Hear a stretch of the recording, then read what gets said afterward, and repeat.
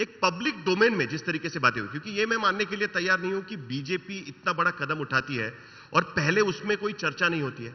आपने ये फैसला लिया था कि आप सरकार के बाहर रहेंगे, क्या आपकी बात हुई थी आपके लीडरशिप से, या आपका खुद का फैसला था? क्या जिस तरीके से वो चीजें हुई, आपको खुद को कब पता चला कि आपको डिप्टी चीफ मिनिस्टर बनना है? आपको कब पता चला कि एकनाथ शिंदे मुख्यमंत्री बन रहे हैं? या उनको पहले से यह वादा किया गया था कि आपको मुख्यमंत्री बनाया जाएगा और इसीलिए आपने फैसला कर रखे थे आपने कि मैं इस सरकार में नहीं रहूंगा, मैं बाहर से इसको मदद करूंगा, क्योंकि बीजेपी तो सरकार में शामिल होने वाली थी, उसमें ऐसा नहीं कि आपके मंत्री होने वाले नहीं थे।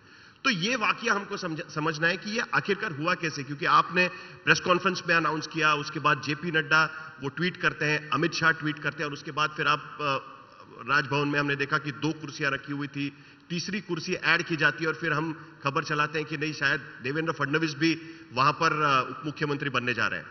तो ये आपने कैसे हुआ?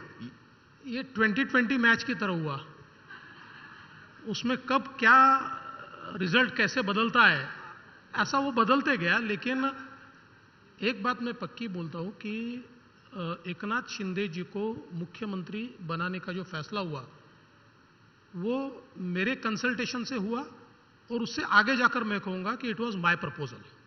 अच्छा, मैं बिल्कुल आपको नेशनल टेलीविजन पर ये कह रहा हूं कि इट वाज माय प्रपोजल कि उनको मुख्यमंत्री बनाया जाना चाहिए, और हमारे नेताओं ने उसको मान्यता दी। तो इसलिए that was not a shocker for me, वो मेरे लिए शॉक नहीं था। मेरे लिए, अब उसको सुखद कहिए या किसी भी प्रकार का शौक कहिए, मेरे लिए शौक ये था कि जब मुझसे ये कहा गया कि आपने डिप्यूटी सीएम बनना चाहिए। लेकिन मुझे ऐसा लगता है कि मेरे नेताओं ने जब मुझसे बात की, दे वर एब्सोल्युटली कन्विंसिंग, और उन्होंने जिस प्रकार से मुझे कन्विंस किया, जिस प्रकार से उन्होंने कहा, मुझे लगता है कि पार्टी का हित भी उसमें था।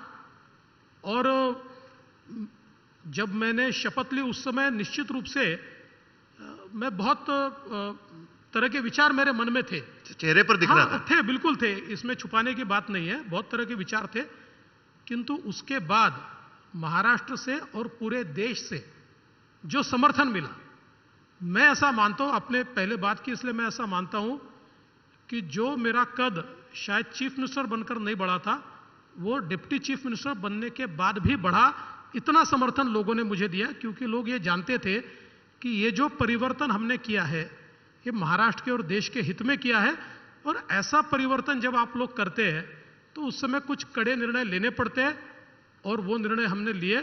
और आज अगर आप मुझे पूछेंगे, आई एम टोटली सेटिस्फाइड।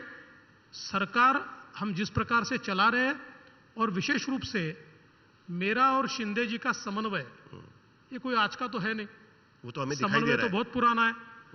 मतलब आप समझ लीजिए कि ये सारा इतनी सारी चीजें हुई तो ये कुछ तो समन्वय लगता ही है ना आपस में। तो हमारा समन्वय तो बहुत पुराना है, हम दोनों ने साथ में मिलकर बहुत काम किया है, एक दूसरे को अच्छे से जानते हैं। और मैं इतना जरूर यहां पर कहूंगा कि मैं उनको भी धन्यवाद देता हूं कि उन्होंने कभी मुझे फील नहीं होने दिया कि मैं डिप्यूटी चीफ मिनिस्टर हूं। विश्वास में लेकर वो काम करते, सारे निर्णय हम लोग बैठकर करते। तो मुझे ऐसा लगता है कि गाड़ी बिल्कुल ठीक चल रही है।